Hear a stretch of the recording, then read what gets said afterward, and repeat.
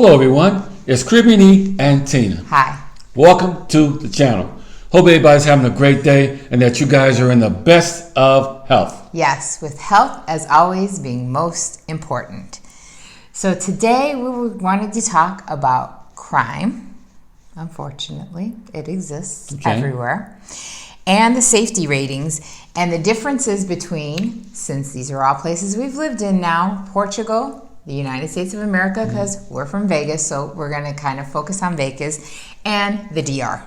We get a lot of questions from people on where do we think is safest, why do we move, did crime have to do with it, where you live now, what's the crime like, where you lived before, what's the crime like. So let's talk facts, figures, and crime, because there's no getting away with that from that. So here in Portugal, we'll begin with, there has been a slight surge in cybercrime. And it's been reported that it's raised the first half of the 2021, but they saw that surge already happening in 2020. They said that trend is gaining momentum and has become the number one crime out here right now, so cybercrime. And if we all know, back in the US, we've had all kinds of cyber attacks, and that's a thing that's like happens all over the world, but happens a lot out here. So we always talk about VPNs. So what is a VPN and why do you need a VPN? Why is it important? It's a virtual protected network. Network.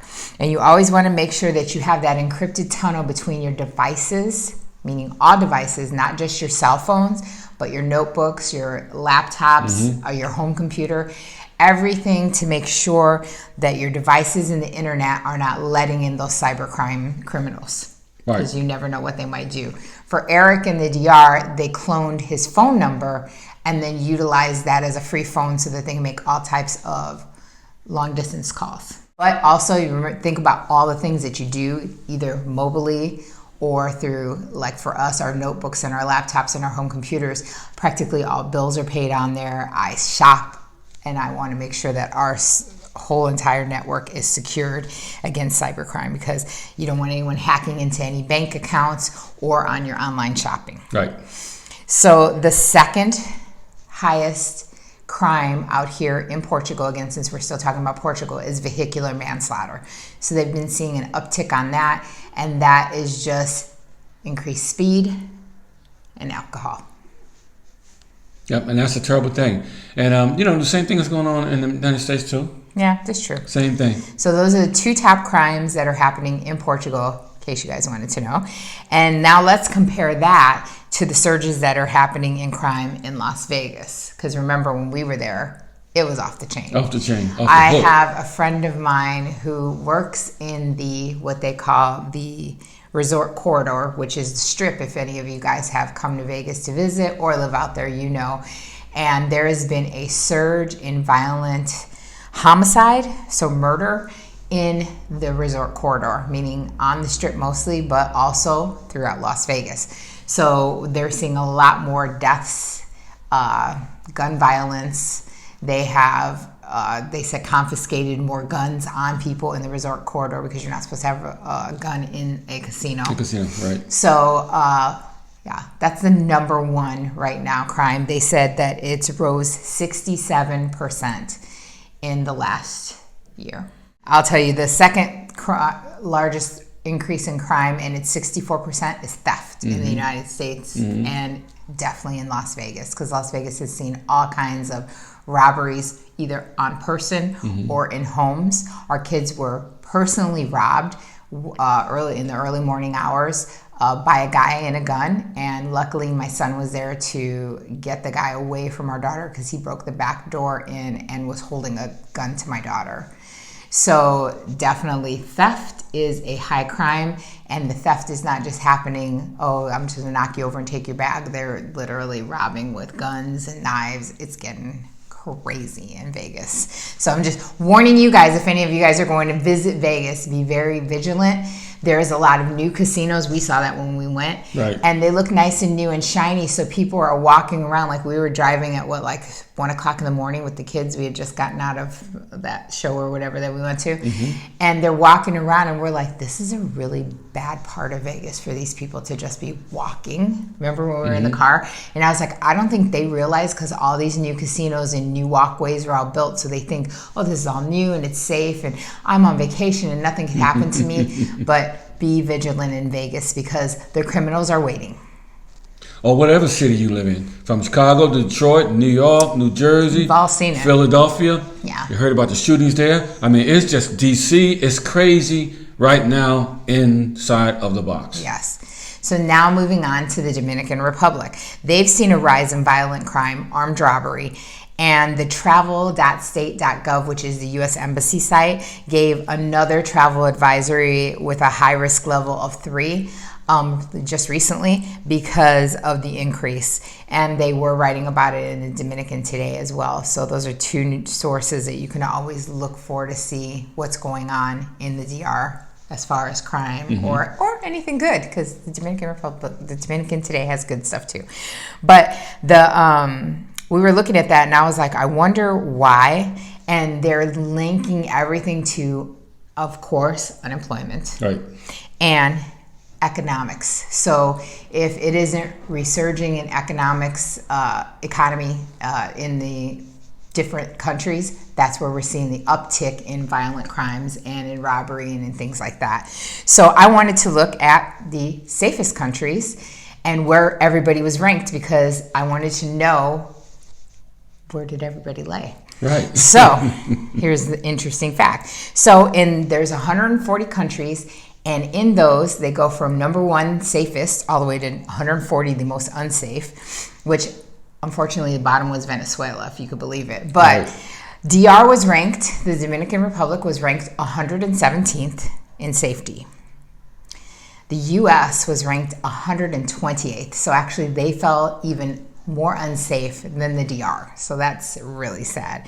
And Portugal was ranked number 3. So, hey, I'll live in the Dominican Republic any day before I will live in the United States ever again. Right. So remember that unemployment and economic resurgence played key roles in those.